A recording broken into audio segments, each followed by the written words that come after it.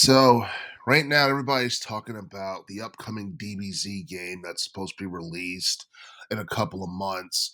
I'm talking about I'm talking about Dragon Ball Sparking Zero. It's supposed to be coming out October 8th, and everything about that game looks impressive. The aesthetics, the gameplay, the dialogue, all that stuff looks like it has the potential to basically make Dragon Ball Sparking Zero the top fighting game of the year, or maybe the game of the year for that matter. But the thing is, the news broke a few days ago that we're supposed to be getting another Dragon Ball game that's supposed to be coming out sometime in the future. It hasn't been confirmed whether or not it's going to be released in 2024, but it's definitely something that has a lot of people talking online, and it's not really like a console game or anything like that. No, it's more of a like a mobile real-time strategy type of video game, and I don't think it necessarily has an official name just yet, but it's being called the Dragon Ball Project Multi, and it's supposed to feature four versus four battles. You're supposed to control like certain characters, like Goku, Vegeta, Trunks, Piccolo, Krillin, like the heroic characters, and you're supposed to use strategy in order to complete certain tasks and whatever in order to stop like some of the top villains of the Dragon Ball franchise. And honestly, like the gameplay is it's not bad for a mobile game for the most part. I don't expect it to look anything like Sparking Zero because it's a mobile game, and why would you put that much effort into aesthetics and all that? But the game itself is supposed to be having like regional beta testing between August 20th and September 3rd, and the times in terms of when the beta testing is going to take place really depends on what time zone you're living in, and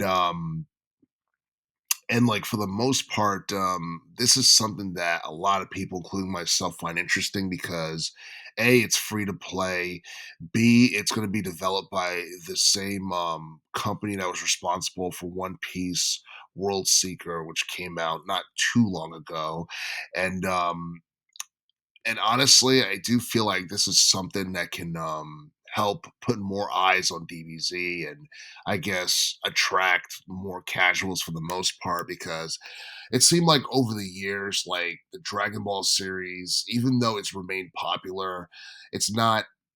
It doesn't feel like it's as big as it was during like the early 2000s or the 90s or anything like that. And I do feel that one of the reasons why the Dragon Ball series stays relevant for the most part is because the games are so good. And just about every DBZ game we've gotten within the past several years has been a hit for the most part. And honestly, I'm kind of disappointed that we didn't get a sequel to Fighters or anything like that. That's something that could be coming along the line sometime in the future. But I do find Dragon Ball Project Multi very interesting. And the thing is, we don't get to see hardly any like real time strategy DBZ games, at least not to my knowledge. They've mostly been like fighting games for the most part, and it just seems like I guess there's too much repetition in terms of the genre. I feel like something new is being done with the DBZ series, and honestly, like when it comes to Dragon Ball games, for the most part, seems like Bandai Namco never really fails to disappoint or anything like that. I know with the Breakers game, they tried something new, and it's something that kind of got a polarized reception because some people like the concept of because I think that's kind of a strategy game in of itself too, but you don't get to control any of the main characters. You're controlling like NPCs, and you're trying to run from the villains and stuff like that. But this is a little different, and I don't think we've ever really like seen a Dragon Ball game like this in the past or anything like that. And I do feel that if Bandai Namco wants to experiment with like new genres and just see what kind of reception it gets, see how much of a profit it makes. That's pretty cool because trying to top themselves in terms of RPG and fighting games, after a while, that's going to get tough. And I think that's something that Bandai Namco is kind of learning. How are you going to top, fighters, in terms of making a new DBZ game? How are you going to top Dragon Ball Z Kakarot in terms of like an RPG fighting type of game? So, because like Dragon Ball games have gotten better with quality over time, and a lot of people are starting to think that Bandai Namco has done some of its best work, like between like 2015 and I guess like 2020 or what have you. They've done some of their best work, and then you got this Sparking Zero game, which like it's going to be one of the best Dragon Ball games that we have seen since the Kakarot game or since the Fighters game.